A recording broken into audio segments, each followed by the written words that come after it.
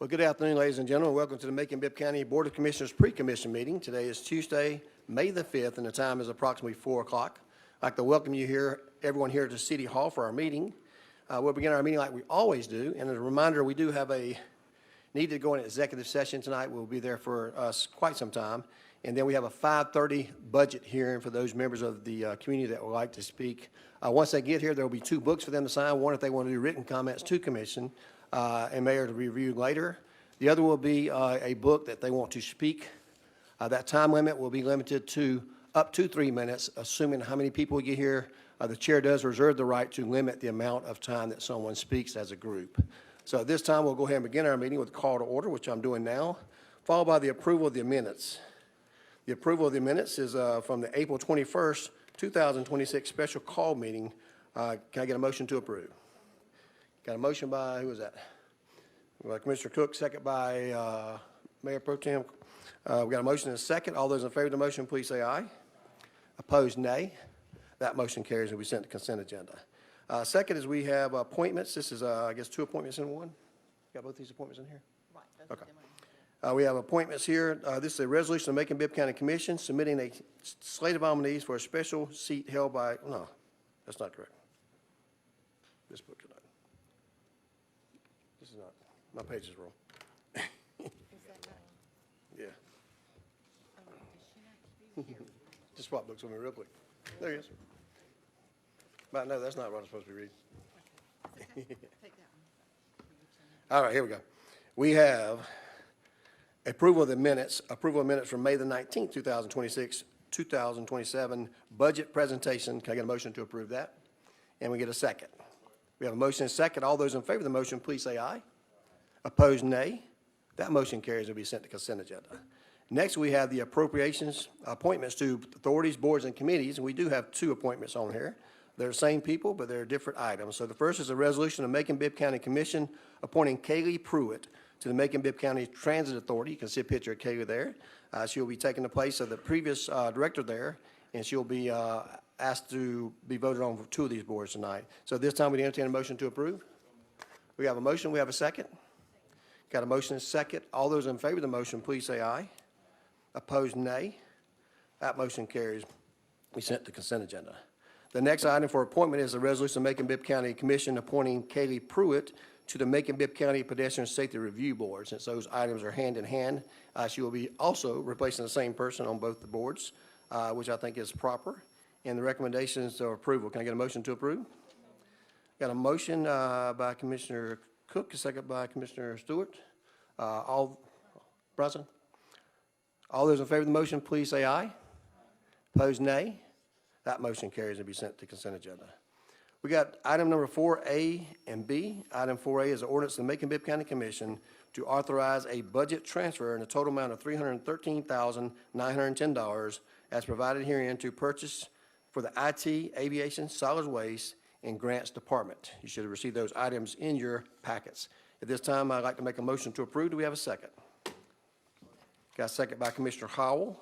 We have a motion and a second. All those in favor of the motion, please say aye. Opposed, nay. That motion carries. We have Commissioner Bryan on the phone? I do. Okay.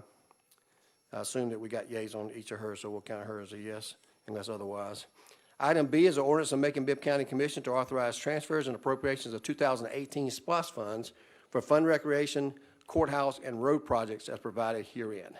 A couple items to note on there. The road projects there, we had some grant money we got for one of those particular projects, some in Old Clinton, I believe District 3.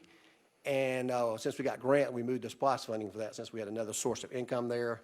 We have some Booker T items in there. We were using we have secure procurement for some necessary items over there. This will be put back in recreation, so if there's any other issues there, Booker T, we'll be able to get that out of our regular SPLOST account. And the other, as you recall, we got the maximum price for the courthouse a couple of months ago, and we'll be putting that money together with other funding that we have for our SPLOST project, including the payment of the jail expansion. So at this time, we entertain a motion to approve item B. Got a motion by Stewart or Bronson and a second by the other. All those in favor of the motion, please say aye. Opposed, nay. That motion carries unanimously to be sent to consent agenda. We're going to move on to several grants that we have. There'll be 5A, B, and C. First one is a resolution of the Macon-Bibb County Commission to support and authorize in Newtown, Macon to apply for funds from the Georgia Department of Natural Resources Recreational Trails Program for the expansion of the Old Muggy Heritage Trail to allow a safe pedestrian crossing over the railroad and property and connection. You've got that item attached there. They'll be doing that on our behalf for the pedestrian bridge, and that is connect the trail from the downtown area toward Amerson River Park. We get a motion to approve? Motion by Commissioner Stewart. Do we have a second? Second by Commissioner Hewitt. Got a motion and second. All those in favor of the motion, please say aye. Opposed, nay. That motion carries unanimously to be sent to consent agenda. Item B is a resolution of Macon-Bibb County Commission authorizing acceptance of a GDOT Airport Aid Grant amount of up to $2,845,277.03 for the purpose of funding a portion of the Runway 523 paving and lighting project with a local match of up to $948,000 and some change to be paid from previously appropriated funds that we've done. So we reached out to GDOT, and we've been having conversations there with them, and they had some funding for the airport, and we requested some items. You'll see these next two items are that funding with no additional funding to us, just using some previous funding there. At this time, I have a motion by Commissioner Howard. Do we have a second? Second by Commissioner Wilder. We have a motion and a second. All those in favor of the motion, please say aye. Opposed, nay. That motion carries unanimously to be sent to consent agenda.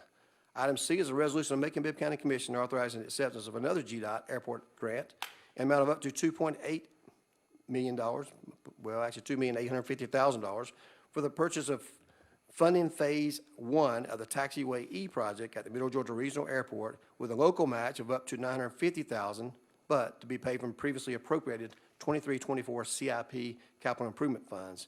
Can I get a motion to approve that? Motion by Commissioner Howell, second by Mayor Pro Tem Wynn.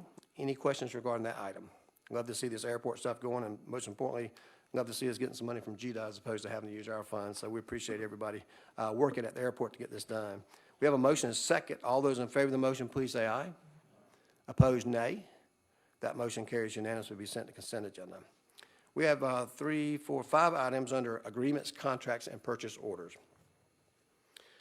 Item 6A is a ordinance of the Macon-Bibb County Commission to approve and adopt an updated Macon-Bibb County Solid Waste and Materials Management Plan to end the temporary moratorium on the placement of building of new solid waste handling facilities, to amend Section 22-3 of the Macon-Bibb County Code of Ordinances, restricting the sitting of a, my eyes are going, I see you creeping up here. There we go. The siting of or expansion of solid waste handling facilities in certain locations and requesting the Planning and Zoning Commission to adopt the same. As you know, we've had a moratorium on these items here. We do have some a facilities plan that we need to complete here. We've had attorneys working behind the scene to do that concerning some locations. And also we have the potential to do a plan ourselves for a transfer station. So this time I asked our attorney to come forward, identify herself, and tell us a little bit more information about this prior to our voting on this deal. Can you also address the issue that this has been run? We've done our statutory requirements about running this in the paper as well. You say, Your Honor? I thought you said Your Honor. Try again. So like a judge, I got a gavel up here. Your Honor. There you go. Thank you, Mayor. I'm Sarah Davis. I'm a senior assistant county attorney.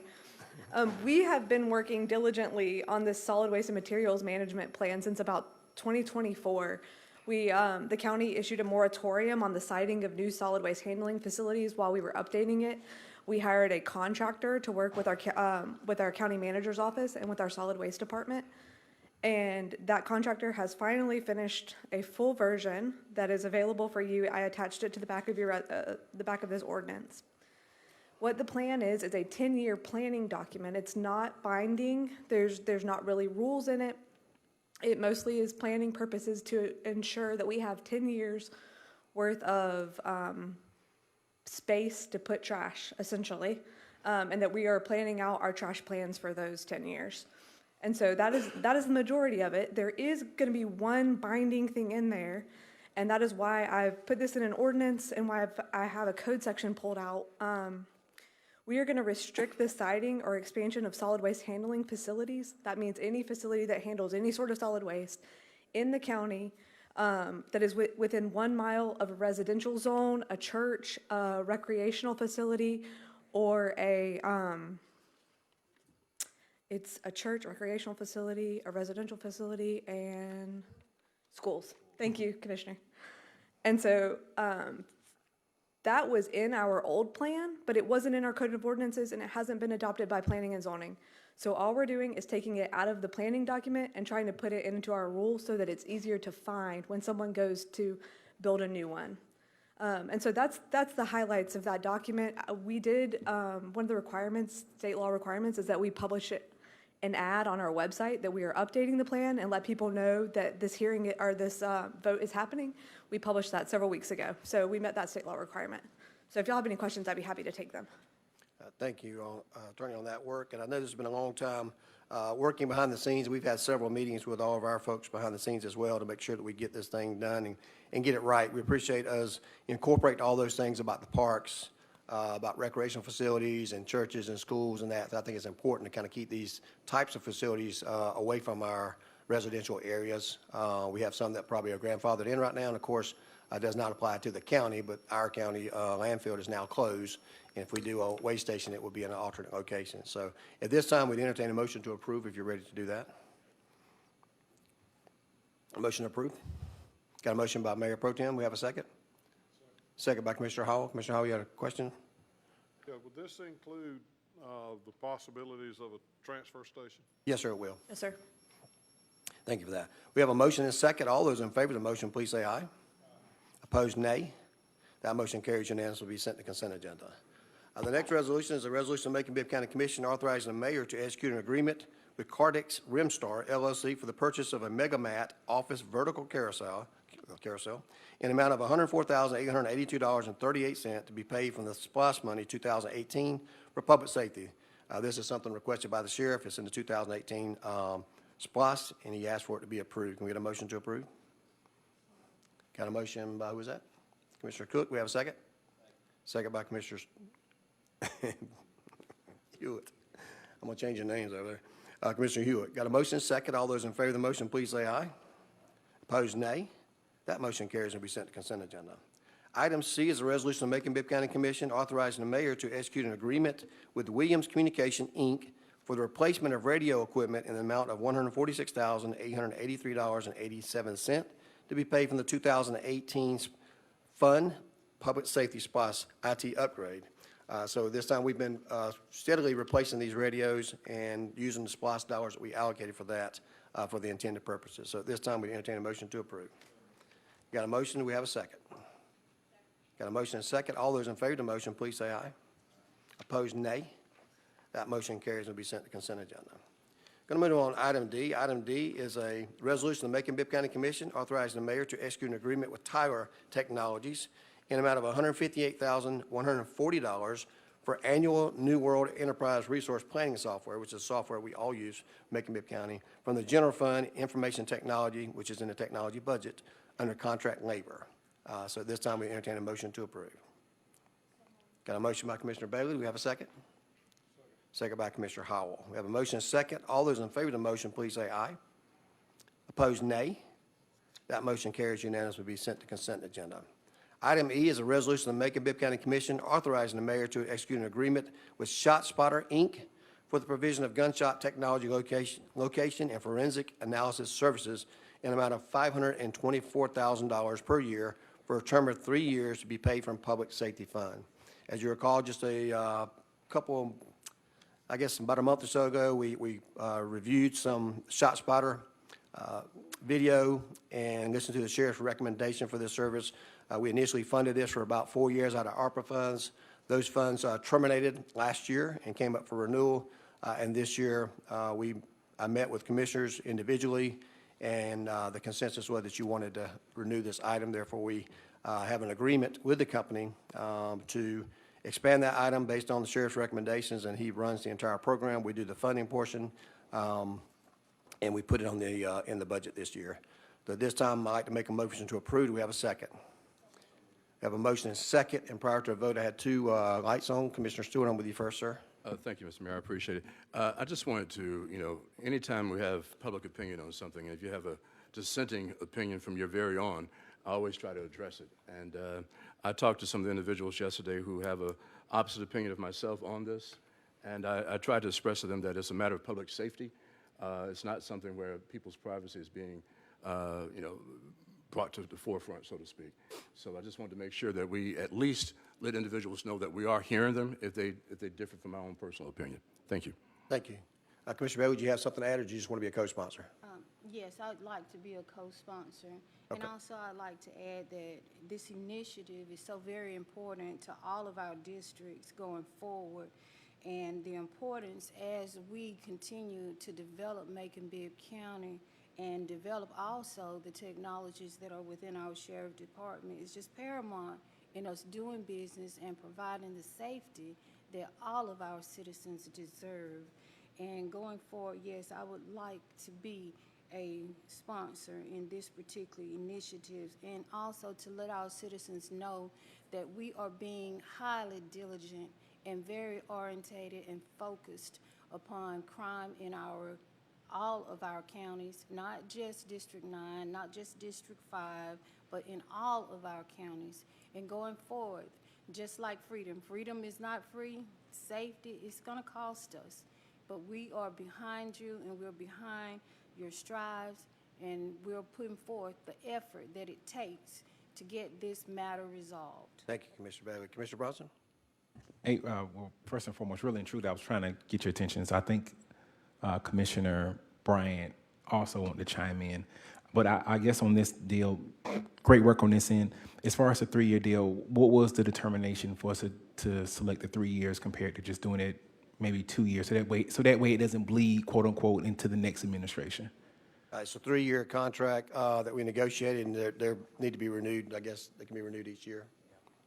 So So it's- anytime we commit things like that, the next administration could come in to do that. Yes, sir. So the next time we vote on this will be 29? 29? Okay. Yep. Thank you. No problem. And keep in mind, this is ShotSpotter, not flock cameras, so this is entirely different. Oh, no. We I'm funded fully this- aware of We what- funded this item here through ARPA, and now it's funded through our reserve sponsored accounts. So as we look at the budget for next year, we'll look at whether or not we want to renew that again, and whether or not we'll take that out of the general fund or any other sponsored money. So this time, we do have a motion and a second. Commissioner Bryant, you have something to say? Hold on, I can't hear. Hold on. Just one second. Turn around. Okay, Hold on just a second. hold on. Got the third mic. Okay, go. Okay. My question was, I know he said the contract was up. Are they adding, because I couldn't hear, are they adding some or just maintaining?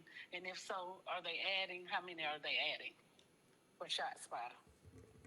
So we are adding a particular area that the sheriff has determined, and it's not something that I specify in an open proceeding like this for safety and security reasons, but the sheriff has made that determination based on evidence that they've gathered over the last couple of years for shots being fired. So he'll be the one to answer that, but it did slightly increase the price, and it's $524,000. Okay, I'm clear. Okay, thank you. So this time, we do have a motion and second. All those in favor of the motion, please say aye. Opposed, nay. That motion carries, will be sent to consent agenda. Ladies and gentlemen, that does conclude our business for the pre-commission meeting for the items on the agenda. We do have a need to go in executive session. We will be there, we may be there up to an hour, but we do have a budget hearing at 5:30, so we'll be back in time for that. So this time, I entertain a motion to go in executive session for consultation with our county attorney or other legal counsel to discuss pending or potential litigation, settlement claims, administrative proceedings, and other judicial actions of law by law. We got a motion by Commissioner Cook. Do we have a second? Second by Commissioner Stewart. Got a motion and a second. All those in favor of the motion, please say aye. Opposed, nay. That motion carries. We're now in executive session.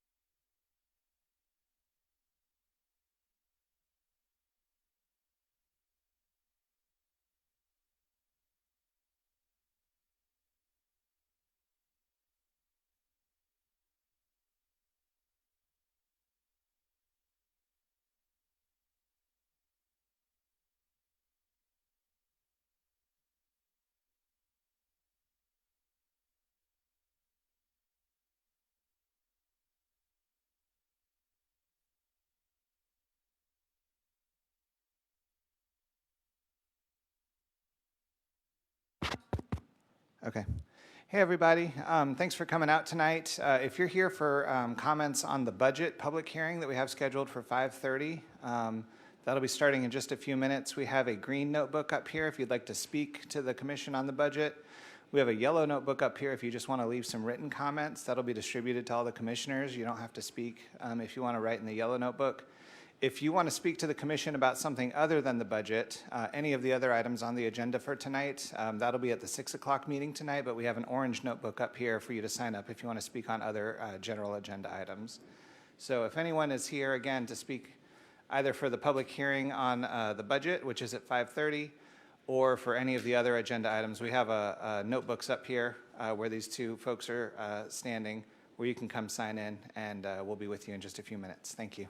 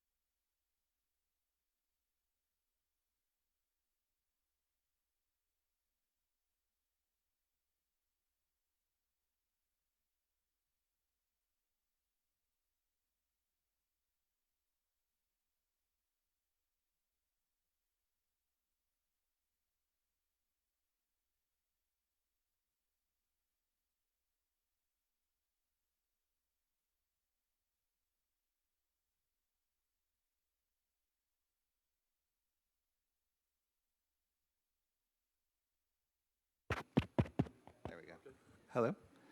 Hey, guys. Last call. If anyone's here to speak on the budget hearing, we've got 3 notebooks up here to sign up for. The green one is if you want to speak to address the commission on the budget. The yellow one is if you want to do written comments and you don't want to necessarily speak to the commission. The orange one is if you're here to address the commission on anything other than the budget. The budget hearing is at 5:30 today.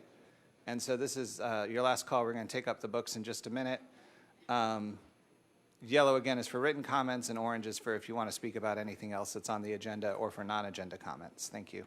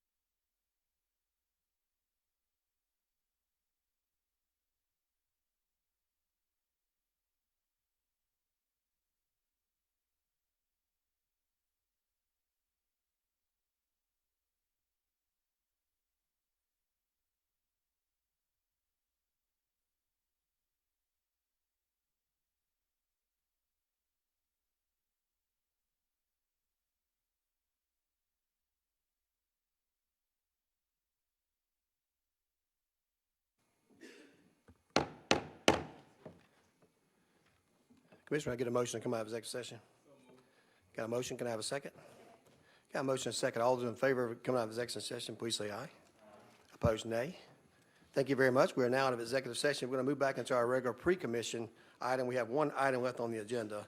This item is a resolution of the Macon-Bibb County Commission authorizing Macon-Bibb County to enter into an intergovernmental contract with the Macon-Bibb County Urban Development Authority and to take such further actions as necessary for the issuance of not to exceed $350 million in aggregate principal amount of Macon-Bibb County Urban Development Authority taxable revenue bonds, Macon Arena Project, Series 2026, to take such actions as may be required for the authority to issue its Series 2026 bonds, to authorize the mayor, the county manager, and other officers and officials of the county to take such further actions as necessary to provide for the issuance and delivery of the Series 2026 bonds described herein and for all other purposes. At this time, I entertain a motion for approval. I got a motion. Can I get a second? Got a motion and a second. I want to further thank our attorneys. We had Attorney Blake Sharpton, who could not be present tonight. He participated in helping draft this bond and will be participating in the process. Attorney Virgil Adams, we appreciate you being here tonight. Our local counsel here with Duke Groover, who's sitting beside me, and Michael McNeil, we appreciate you and your staff going through this tenuous process to do that tonight. So at this time, we do have a motion and a second. All those in favor of the motion, please say aye. Opposed, nay. That motion carries unanimously. We sent the consent agenda. This does complete our regular pre-commission meeting, and we're going to end that and move directly into the budget meeting. We appreciate everyone being here tonight. We presented a preliminary budget last week, I believe it was a week ago, on what the mayor's preliminary budget would be this year. Since we presented that and it's been published, we're not going to go back into that, and we have a large variety of people here tonight that could possibly speak. So we're going to move forward with the budget proposal. Immediately after that, we'll move into our regular commission meeting. Just a few guidelines that we need to discuss. We do have a large number of people speaking here tonight, and we have a maximum. I said 3 minutes earlier. It's actually up to 5 minutes to speak. However, if multiple people are speaking on the same items, we'll ask you to restrict the number of people speaking or the time. So we're going to have a list here in just a moment. That's probably just reading. Yeah. We'll have a list in just a moment, and we'll ask folks if they're speaking on the same item. I'll group you separately. At some point in time, you may have to decide who your speakers are going to be. Typically, the presiding chair is allowed to do that, and the attorney has already advised us on which way to proceed on this matter, but we'll go ahead.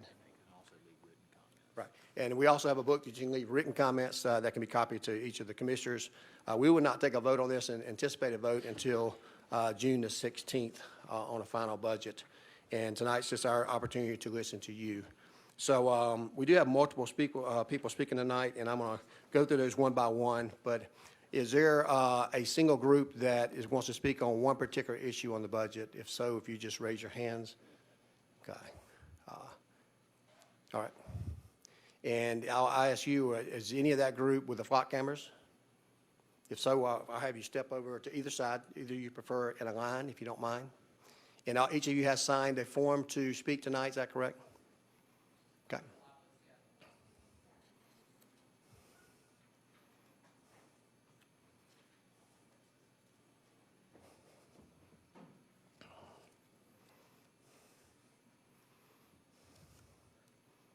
So I'm going to read the names of the people who had requested to speak tonight, first of all. And if you are in that group, remain in that group there. If you're not in that group, I'm going to ask you to go to another section so we can divide up there as well to see what items people are asking to speak on. Mr. Cam Otter.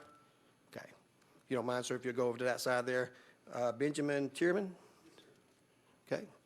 Non-flock, you can go on that side over there. Mr. Ronaldo Scott. Scott. Angela Holmes. Ms. Holmes, good to see you. Okay, Flock is over there. Thank you very much. Lee McCombs. Did I say that correct? Lee McCombs. Okay. Okay.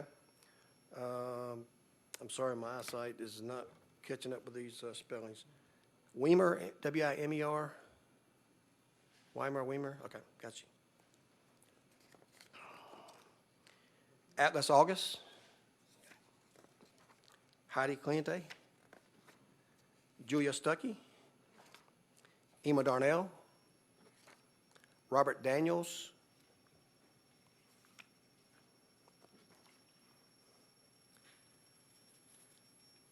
Nayla, sorry, I can't, it looks like Nayla. Yeah. Are you speaking on flight cameras? Okay, if you don't mind. Go ahead. Tyler Collins? Tyler. Those are all the names that have filled out, completed sheets to speak tonight. There's someone that indicated they filled out a sheet to speak tonight that I did not call. Yes, sir. You'll come forward, sir? Online? Okay. Okay, and that's on flight cameras? Okay. Yes, sir?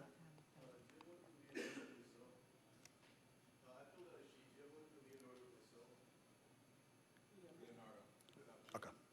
You filled out one here? Okay. We'll check in there and see. I think maybe you got here toward the end and we'd already collected them. We'll check on that. It would have been a green sheet. Should have been a sheet that looks like this. Okay.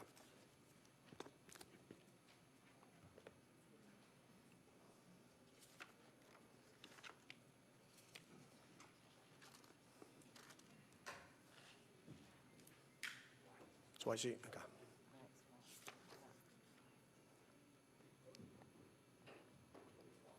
All right, I know it's a slow process, but we're trying to do this as orderly as possible. And if I'm going to ask the folks that are on my right-hand side over here, if you would just let me know the topic of the budget that you're wishing to speak on tonight. And I'll start with the gentleman in the front. Yes, sir. Okay. Mr. Otter? Yes, sir. Oh, yes, sir. Ms. Scott? Entire budget. Okay, well, don't, you sure you want to say that? Okay. That includes flight cameras, and you may not be able to speak, so. All right, so now we got two different sides over here to speak tonight. So I'm going to begin by starting, if we've got a preference over on the flight camera side, because we're going to run out of room for people to speak. So I ask the first person to identify yourself on the flight camera side and come up to the microphone and let us know who you are so we can notate that.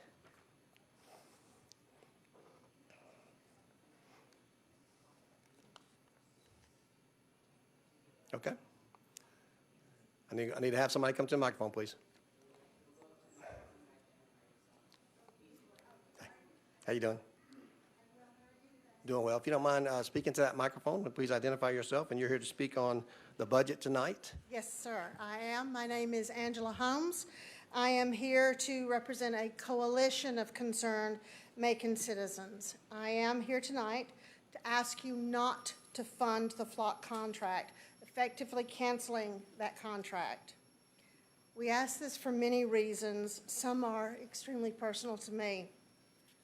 I was stalked for many years.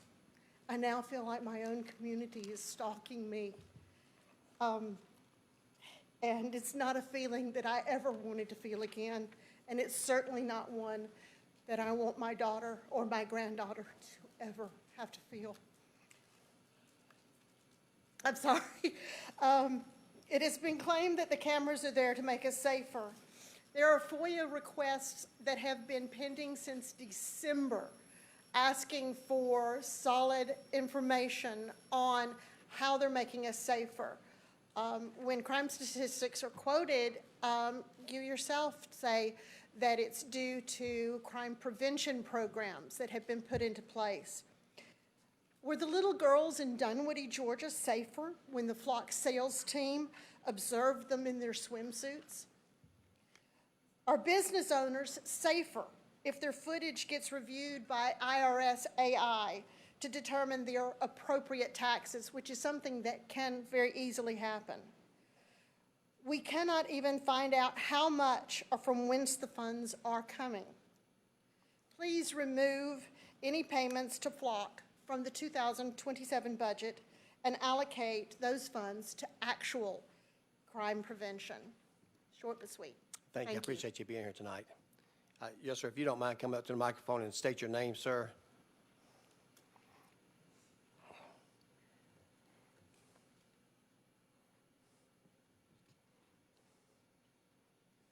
Good afternoon.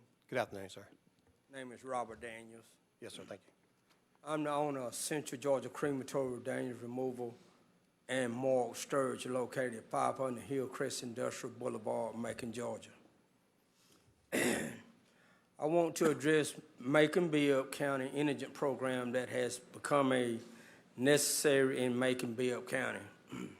I have been cremating the unclaimed deceased for Bibb County since 2019, when I first started my crematory business, and the indigent program has been paying $700 per cremation since that time. After further research, the price of $700 was being paid at the time Mayor Lee Robinson was mayor in 1990. Today, costs of supplies, gas, and administrative fees has increased tremendously since 1990. Natural gas used for each cremation varies by each body, and in today's society, a majority of those bodies are obese. Each theme can cost up to $40 per theme or more, depending on the price of gas at the time, the efficiency of the machine, and the weight of the body.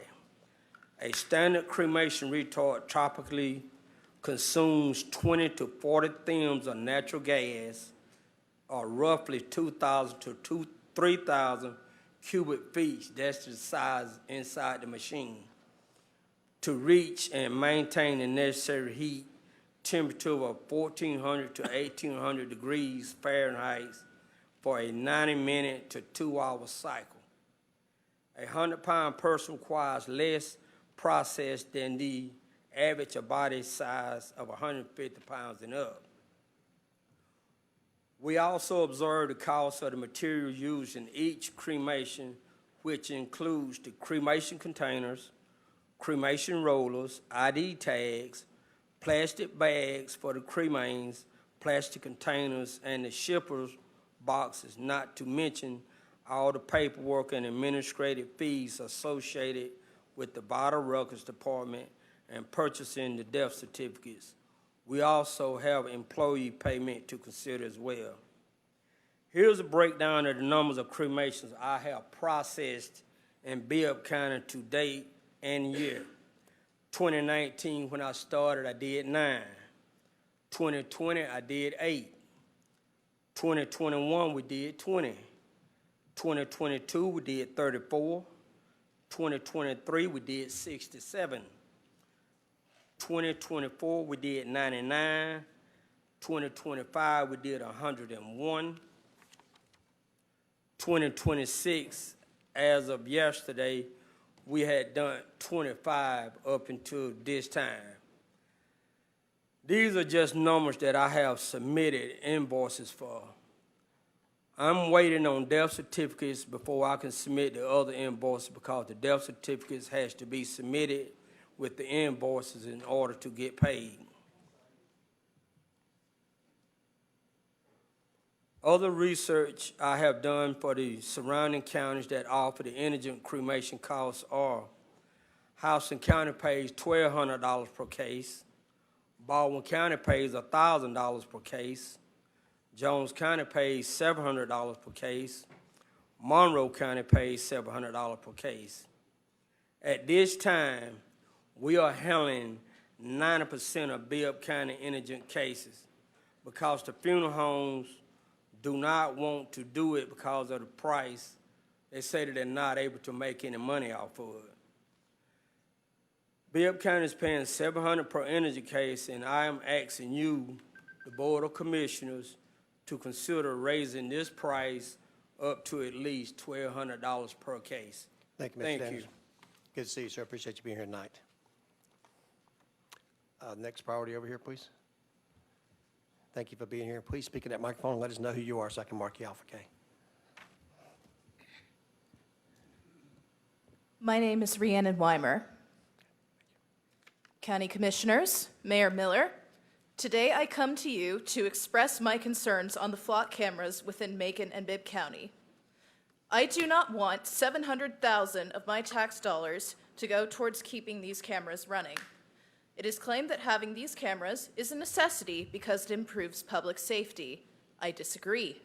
According to internet provider Video Media Research, Flock misidentifies a license plate state around 10% of the time. This may seem low, but remember, these cameras run 24/7 and scan licenses every time someone drives by. Even a low error rate has the chance to inflict great harm upon the community. Imagine the wasted time and resources this error rate would cause. We aren't just looking at $700,000 upkeep, but attention taken away from actual crimes. These cameras do not get at the root cause of crime rates: motivation to offend due to lack of opportunity or poverty.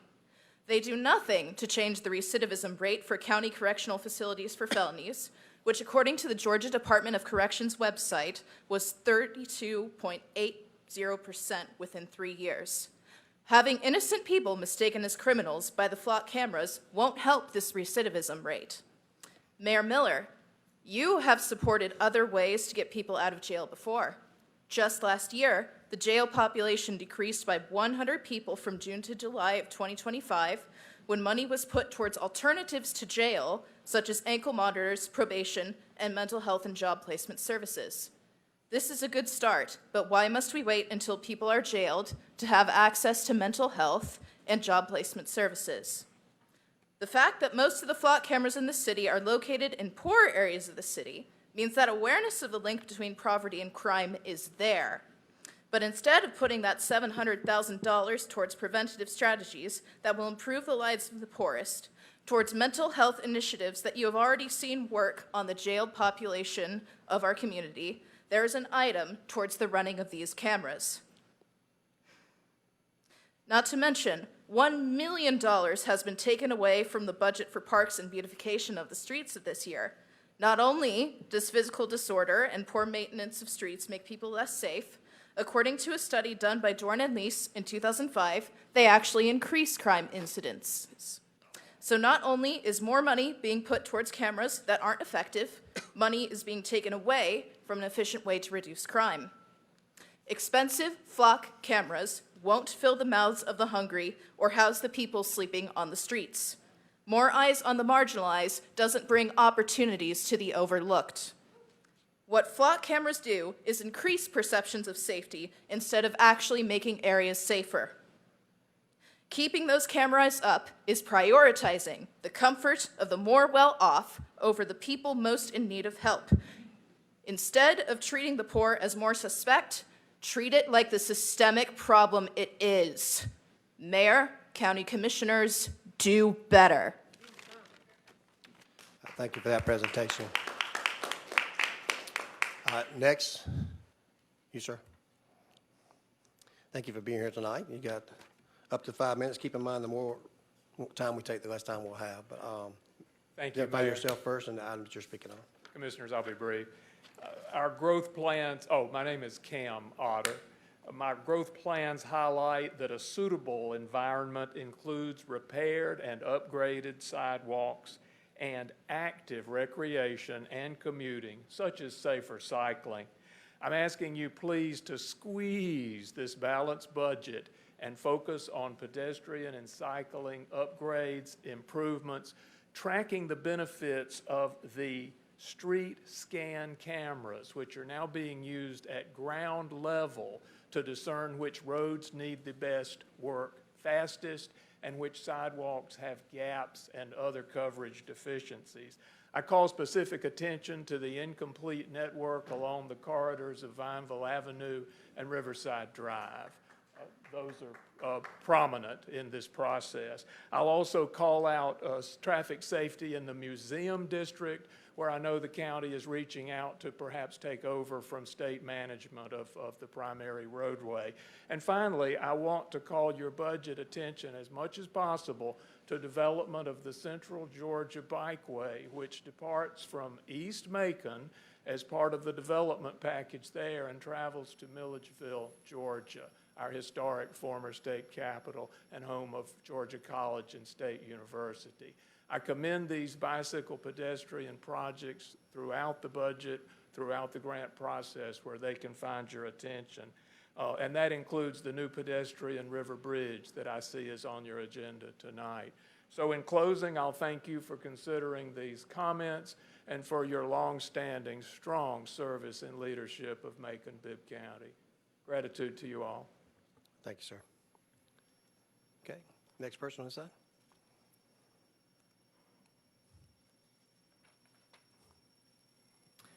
All right. Good afternoon, commissioners. My name is Atlas August. I've been a Macon resident for a good few years now.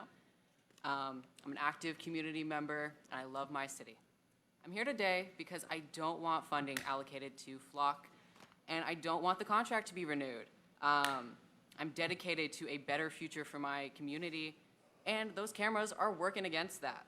That being said, my main concern today is safety. Flock safety cameras haven't been shown to increase public safety by any metric, despite what they falsely tell you. In fact, they're increasing the avenues in which these criminals can go about causing harm. Flock cameras have been Flock cameras can be accessed by anyone with basic computer skills. That includes stalkers to start, as we have heard from other community members tonight. According to privacyguides.org, anyone can access a Flock camera database in as little as 30 seconds. From there, they can download any malicious software and access any data on that camera. I want you to consider what that really means for our community. And in the meantime, while you do that, I'll fill you in on what we've seen so far, because according to the Institute for Justice, there have been at least 18 cases of cops accessing these cameras to stalk and harass people in their personal lives. And if those are the men and women we are trusting to keep us safe, imagine what the criminally minded can do with that. These are just cases that we've heard about because they are cops being reported. We have no idea what people who aren't being monitored are doing. Jason Hunyar, an independent journalist, was able to gain access to Flock employees' data requests through an open records request. And to no one's surprise, he found countless cases of employees quietly watching playgrounds, bathroom entrances, schools, and your local streets. In Dunwood, Georgia, a mere 90 minutes away from here, a local issue, he found that Flock sales employees were watching children at the playground and at the pool. Again, this is the easy data to collect and argue with, and I'm sure I don't have to explain why I find that kind of stuff concerning. But need I remind you, they aren't the only people watching you. Who knows how many creeps already have constant feed of your children's schools, your church's playgrounds? Do I want someone in a dark room watching the library at reading hour? I'm sure you guys don't. And the thing is, that can be happening because of how easy it is to gain access to these cameras. And I'm sure you've been sold some snake oil from some silver-tongued businessman in a suit. I'm sure you're doing your best to protect the community. But the truth is, this does nothing to help our community. All it is doing is helping the AI panopticon surveillance state that is not going to eliminate crime.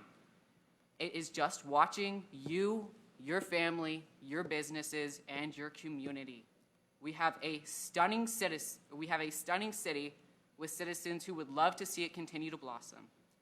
And at the moment, as other people have mentioned, we have more potholes in our streets than a pair of Crocs does at the end of it. That money could be used to help our city flourish. We don't have the money to waste on ineffective, harmful technology that has no real positive impact on our community. And I'm sure I don't have to lecture the people who make the budget on the fact that we do not have money in the budget to be playing around with this kind of useless garbage. Anyways, I hope we can see eye to eye on this matter. Thank you for your time, commissioners. Thank you. Appreciate you being here tonight. Someone else on that side? Next person on this side, yes, sir. If you're the next person. Good afternoon, Mayor Miller and the commission. My name is Aidan Leahy. I'm a citizen of downtown Macon and as a member of District 2. I'm here today to advocate against appropriating funds towards flock cameras in the FY27 budget. Flock cameras, along with other automated license plate readers, are infringing upon the privacy and security of Bibb County residents without delivering any meaningful improvements to crime rate or to safety. When you or I create an account on Facebook, Instagram, or any other social media platform, we have to scroll through terms and conditions that most of the time we probably don't read. It's okay, I don't do it either.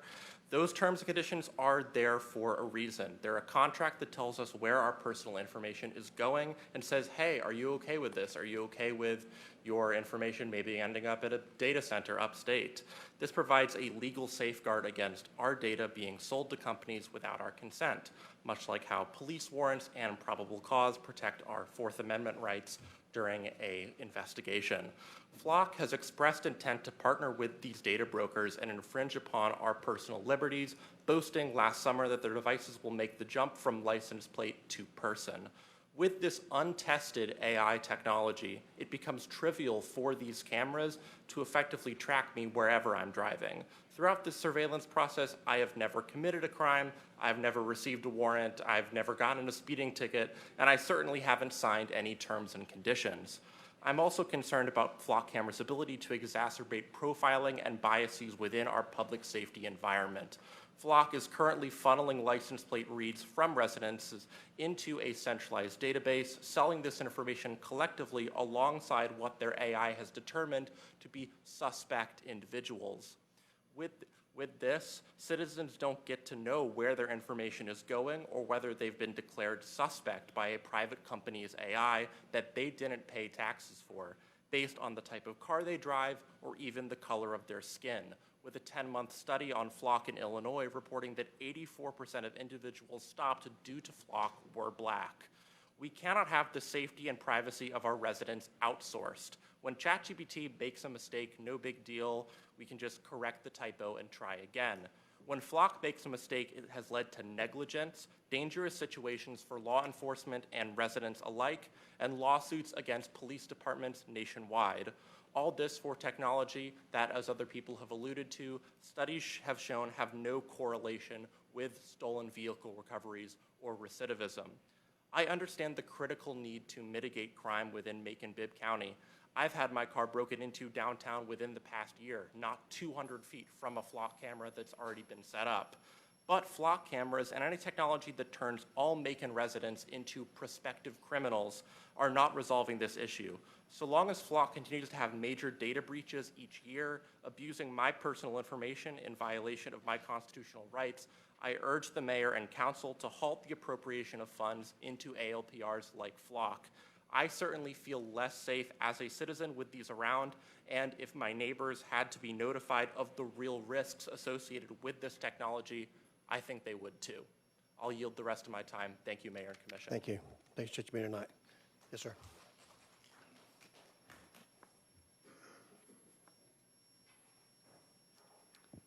Good evening. My name is Benjamin Tiernan, and I'm sure that we all have plenty of other things we'd like to be doing here.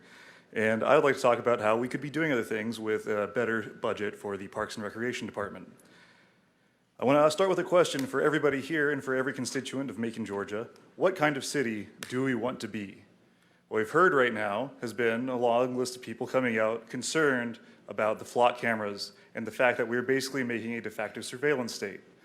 Also included in this budget is an extra $500,000 per year over a 3-year term for ShotSpotter, functioning microphones. Now, as I recall Mr. Miller saying at our last meeting, we all were going over the proposed budget, everything is checks and balances, you give and take. We could be taking this money to drive up public safety by creating third spaces and a wonderful environment for our citizens to spend time in, rather than criminalizing them and creating a carceral state. I think we've all read 1984 and realized that that's a terrible way to run things, and I would much prefer that we have a basketball court that is easily walkable from any neighborhood nearby. That is the city I would like to see. With that said, I saw a quarter of the city's budget going to public safety and less than 1/10 of that going to Parks and Recreation. If we could build more or staff more stations for our Parks and Recreation, we would have places for the young people of Macon to go where they will not do crimes because they'll be participating in community building. I don't want to be reactionary. I want to build something better. I've lived in Macon for most of my life now and like to continue to see it grow. And with that, I'll concede my time. Thank you all so much for my consideration. Thank you, sir. Appreciate you being here tonight. Next on the side.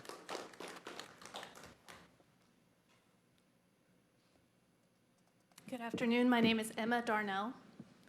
I want to start by saying I vehemently oppose the use of my taxpayer dollars for expensive flock surveillance that has no positive effect on our community and endless potential for harm. I've been in Macon nearly 30 years. I love Macon. I believe in Macon. I grew up here and I pay taxes here, and I plan to raise my children here. But I do not want to raise my children in a city where they have no right to privacy or where our law enforcement uses faulty technology to make life-changing decisions. I don't want to raise my children in a city where I drop them off at daycare and then spend my workday wondering if they're being surveilled by creeps accessing flocks' demonstrably lax security system. If we're not going to arrest and prosecute pedophiles on a federal level, the very least we can do is refuse to enable pedophiles on a local level. You have a moral responsibility to protect your citizens, and by continuing to partner with Flock, you are falling short. Thank you. Thank you. Appreciate you being here tonight. Next on the side.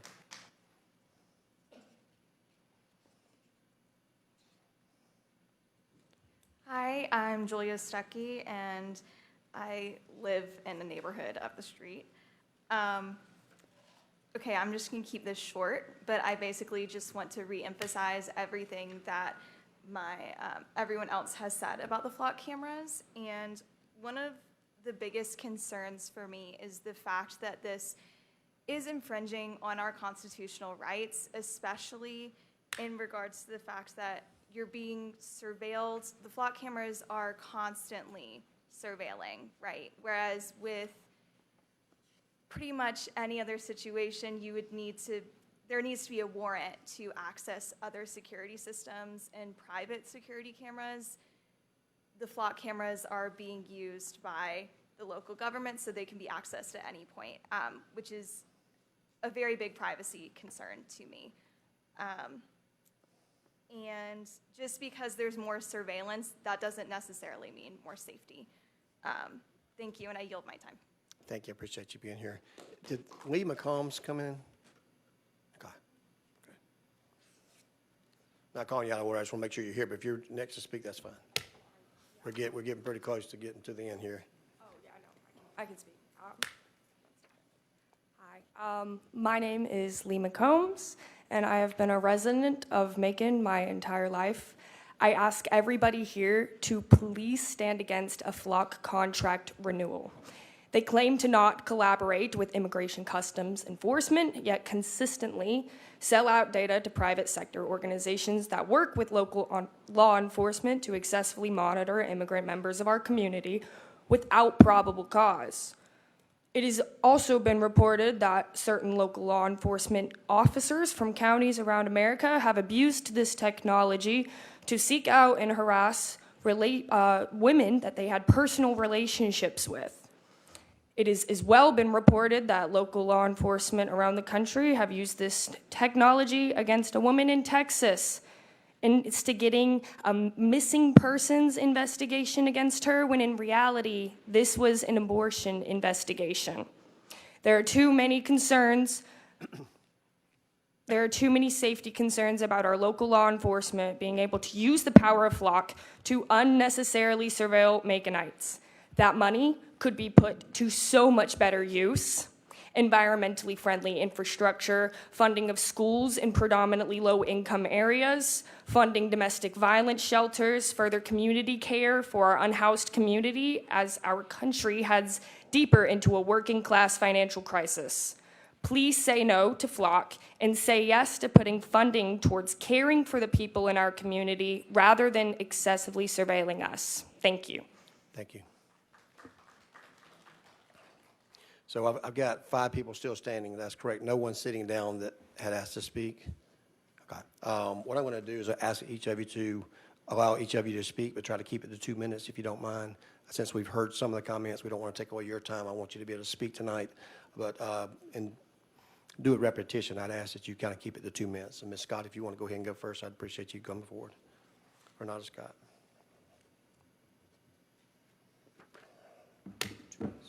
Good evening, Mayor and Commissioners and fellow residents.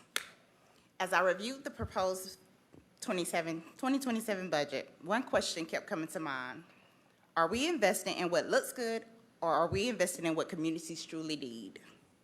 This budget reflects over $432 million in spending, with significant investments in recreation, tourism, development projects, beautification, entertainment venues, and SPLOST-funded construction projects.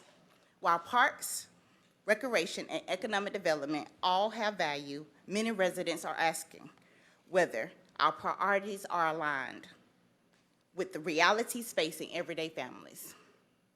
In Macon-Bibb County, many neighborhoods continue to struggle with aging infrastructure, drainage problems, blight, abandoned properties, public safety concerns, and housing instability. Residents see roads that need repair, which we thank you for Napier upgrades, but families are facing economic hardship, and communities that still lack the resources necessary to thrive. Yet they also see millions being allocated towards projects designed to attract visitors and future development. The concern isn't that recreation, tourism, or development are bad investments. The concern is balance. When citizens are worried about neighborhoods' conditions, staffing shortages, jail concerns, flooding, and long-term maintenance or existing infrastructures, they want to assure that core government services come first. We need living wages in Bibb County.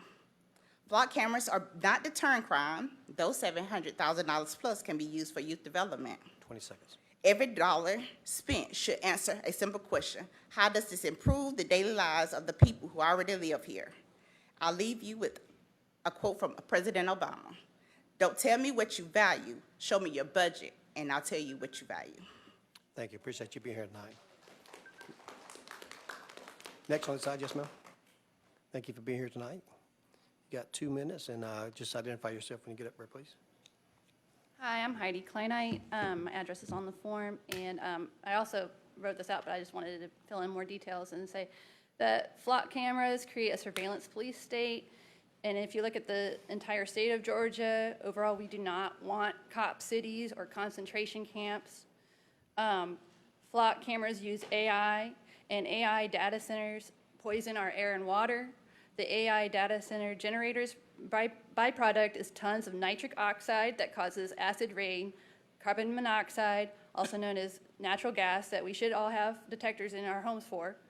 The generators also produce formaldehyde, which is used to embalm dead people, and particulate matter, PM 2.5, also known as smog. Smog that bypasses our respiratory systems and causes lung disease and cancer. So if we're using cameras that use AI, we should not be doing that, because it's just going to poison us and it's going to drain our water supply and destroy our environment. The Macon Telegraph reported that there are at least 17 proposals for AI data centers along the Ocmulgee River alone. I mean, can you imagine trying to take a shower if they're all using the water that is meant for us to drink and to bathe in? Flock cameras are a bad use of the city's budget. We should be investing more into social services, especially social service workers that work with the police department on mental health calls and domestic issues. Thank you for your time. Thank you. Next.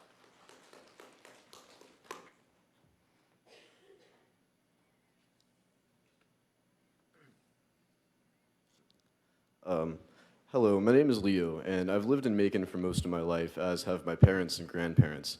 I care deeply about this place and the people who live here, and that feeling is what brings me here today.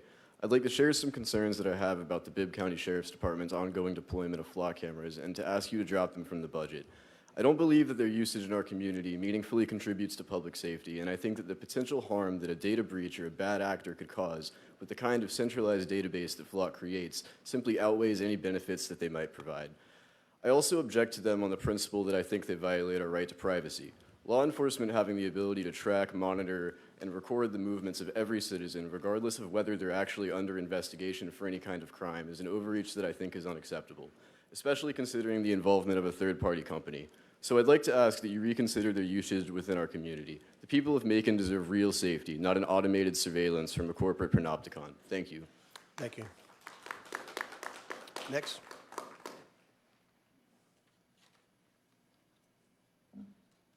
Hey y'all, my name is Tyler Collins. I'm a homeowner in District 5, so Ms. Cook. I'm not going to repeat what everybody else said. I think it's pretty clear the general public opinion about Flock is not super great. I just wanted to propose with that money what that signals to me as a citizen.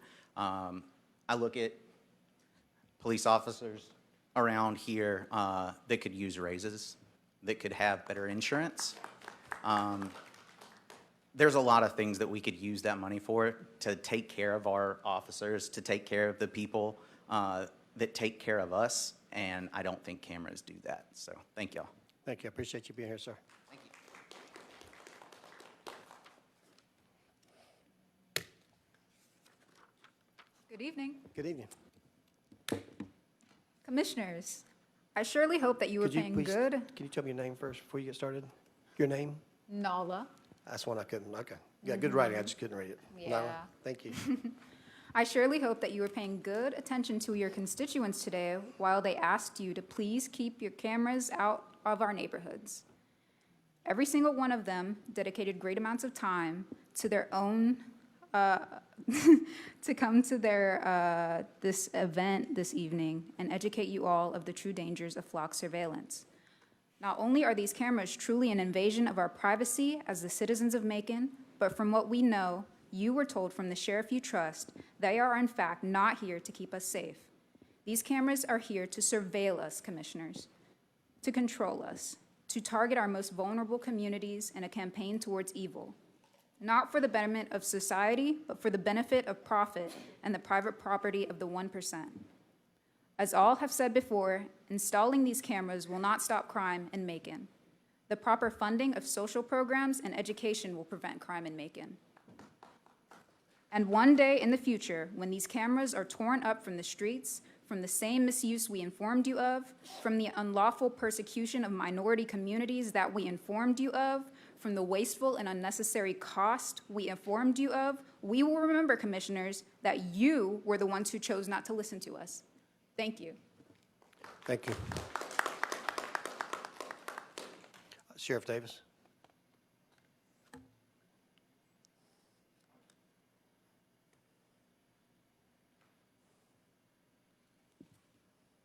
Thank you, Mr. Mayor and Commissioners. I'm here to speak on behalf of flock cameras. And in my over 40 years in law enforcement, the technology that represented by flock cameras has been one of the most significant advancements and one of the significant tools that we have seen come into law enforcement. And as with any technology or any new process, it is not perfect. And there is room for adjustment. But the things that the flock cameras have done for us has helped, in my view, make our community safer. Just this year, there have been almost 100 cases where the flock cameras have helped us to identify suspects as well as bring peace and comfort to victims. And these cases have involved murder, attempted murder, armed robbery, aggravated assault, burglary, and other violent offenses. We average each month recovering between 10 and 20 stolen vehicles. So in those cases, in each one of those cases, we have a victim who has some peace of mind to find that the person who committed an offense against them, who injured them, has now been brought to justice. You also have a dangerous individual, a potential dangerous individual that would do harm to our community. has been brought to justice. And there's certainly things that law enforcement should do, and we do at the Bibb County Sheriff's Office, to make sure that there is not unfettered access to the flock data. All of our users must link that data or that search to a ongoing criminal investigation, and it is categorized and cataloged, and we follow those policies. And it should never be looked at as targeting any particular individual, to the fact that our cameras do not pick up on some of the things that other cameras in other jurisdictions might. Our cameras are there for looking for people who may be in stolen vehicles or who may be wanted in connection with ongoing criminal investigations. And so I think that the flock system, coupled with other technologies that we have, has helped to make our community safer. And they're not completely, as we would say, surveillance. All a flock camera does is takes a picture of a license plate. It does not know where that car is going or where that car has been. It just knows that at that particular instant that that vehicle passed that particular camera, and if that vehicle happens to be stolen, we get an alert. If it happens to have been entered as a vehicle that is involved in an ongoing criminal investigation, we may get an alert. But we do not have time to spend our time of surveilling or watching law-abiding citizens. We're too busy solving crimes and saving lives with the flock cameras. And that's not to mention the cases where we've had couples, elderly people, who leave to go to church or leave to go to the store, and their family loses track of them, and then they're found in another state where they've just wandered up the highway. And we've used flock cameras in a couple of instances that have helped reunite loved ones with their family. So overall, from a public safety crime fighting initiative, a crime fighting, a crime investigation standpoint, as well as a public safety and a life-saving standpoint for those who may become lost or injured, this is a plus in our view in law enforcement. And some of the funds that we're talking about are state funds. Part of that money that is budgeted for the flock cameras is money that was given to us from the Governor's Office of Public Safety, specifically for the flock system. So that's where some of the funding comes from. And I ask you all to continue supporting this initiative in law enforcement and what you've done for law enforcement in our community. Thank you. Thank you, Sheriff Davis. Ladies and gentlemen, this concludes our budget hearing for tonight. So we're going to take, commissioners, you need 5 or 10 minutes? 10? We're going to take a 10-minute break. When we come back in here, we'll have our regular scheduled meeting. We'll begin with our prayer and pledge of allegiance, followed by a proclamation where we recognizing this young lady right here in the tiara, and then we'll finish the rest of our business before we complete tonight. Right now, this budget hearing is hereby adjourned.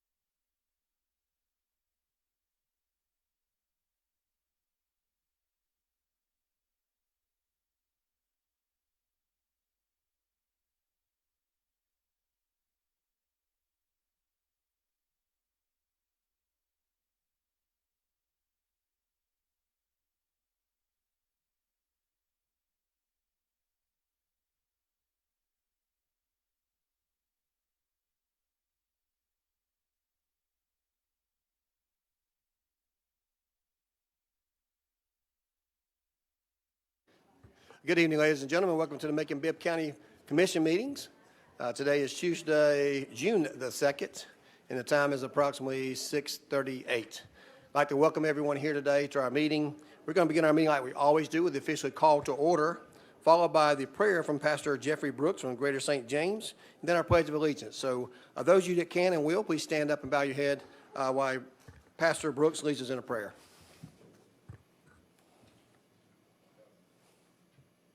Father God, we thank you today for just allowing us to come together once again.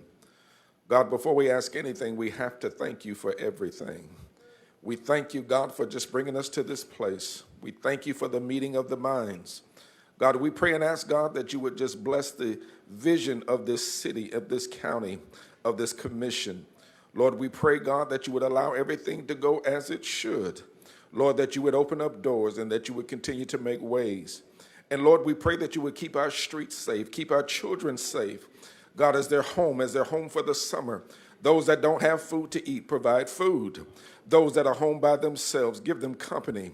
And Lord, we just pray tonight that you would continue to keep us, continue to bless us, and we'll be so careful to give your name all the praise, all the glory, and all the honor that you so richly deserve. In Jesus' name we pray. Thank God, and amen.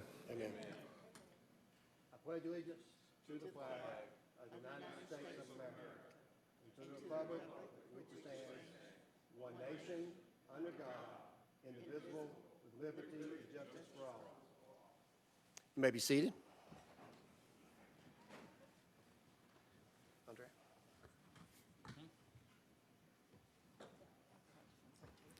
Well, tonight we've got a special recognition.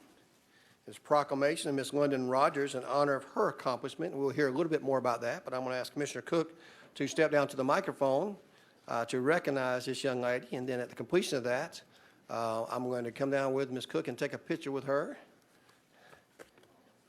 Ms. Rogers, her mother is working hard over at the school right now, and she could not be here, but she asked me to stand in her place, so I'm going to do that. That's my story, and I'm sticking to it. All right, Miss Cook, you may begin. Okay. Okay, there it is. Okay.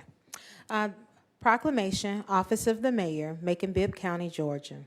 Whereas London Rogers is an exemplary student, scholar, and ambassador whose achievements reflect exceptional character, academic excellence, and a deep commitment to service, representing the very best of the city of Macon. And whereas in 2026, London Rogers made history as the first Maconite to simultaneously serve as Miss Cherry Blossom Queen and Miss Macon's Teen of the Miss America organization, a distinction that highlights her leadership, poise, and the enduring pride of the Macon community. And whereas in 2023, London Rogers served as Cherry Blossom Princess and represented the city of Macon by traveling to Japan as an exchange student to his sister city, Karobi, promoting cultural exchange, international understanding, and global citizenship. And whereas London Rogers has demonstrated outstanding academic achievement through participation in dual enrollment, successfully completing college-level coursework while in high school, and exemplifying readiness for higher education and future leadership. And whereas, as a career technical and agricultural education CTAE student, London Rogers has applied her learning to real-world innovation, serving as the catalyst for the creation of her multimedia and branding company, Visionary Company, which reflects her entrepreneurial mindset and commitment to purposeful impact. And whereas London Rogers serves as a student leader with the Georgia Civic Awareness Program for Students, GCAPS, a regional officer for the Future Business Leaders of America, FBLA, and a member of the Student Advisory Council for the Georgia High School Association, GHSA, and holds the rank of Cadet Major in Air Force JROTC. Demonstrating leadership, discipline, civic engagement, and a commitment to excellence at the state and national levels.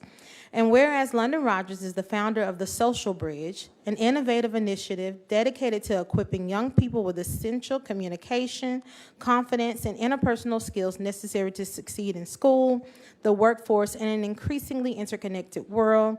And whereas through her leadership and service, London Rogers continues to inspire her peers, uplift her community, and represent the city of Macon with distinction at local, state, national, and international levels. Now, therefore, our mayor, Lester Miller, does hereby proclaim May 5th, 2026 as London Rogers Day in Macon-Bibb County, and we urge all citizens to recognize, commend, and celebrate her for her historic achievements, academic excellence, entrepreneurial initiative, leadership, and unwavering commitment to service and global engagement. In witness whereof, he is signed hereunto set his hand and caused the seal of the consolidated government to be affixed the 5th day of May 2026. Lester and Miller.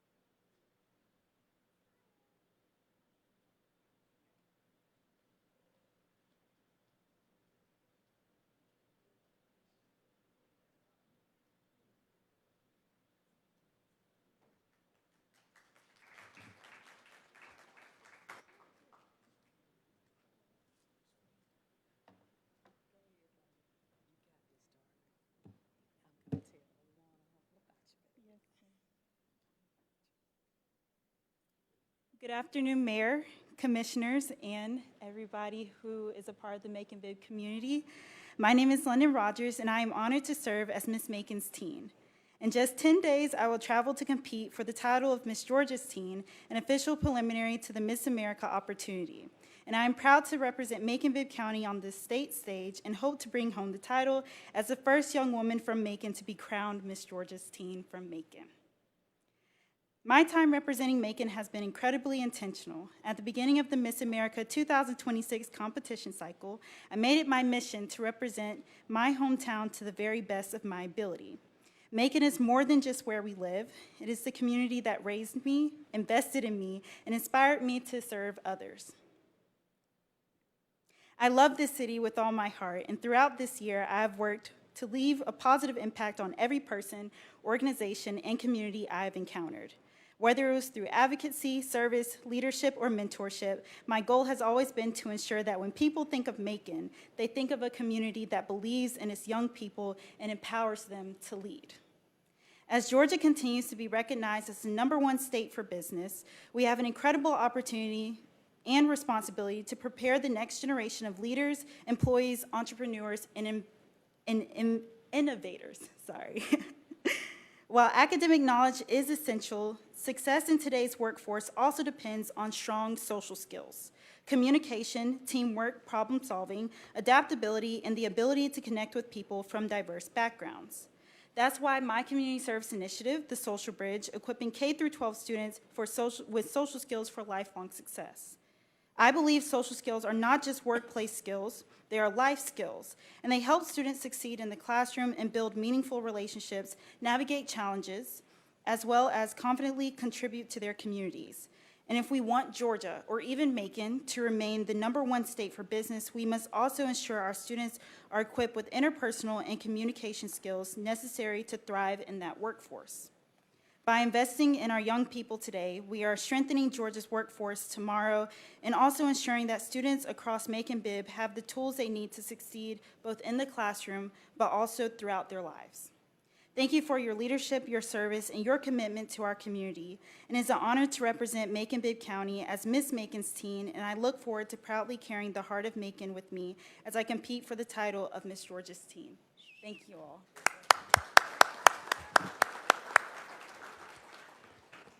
Congratulations, and we're cheering for you, so do your best. Thank you for being here tonight.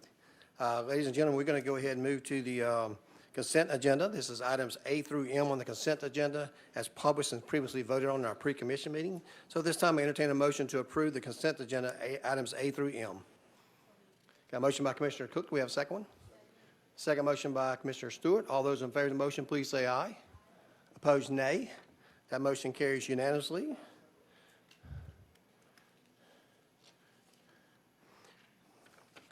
We have several items. Is Mr. Lewis Coley here? Lewis Coley? Okay. Mr. Wade Horton, like to speak on, didn't say, but I assume it's transportation. Okay. Well, somebody step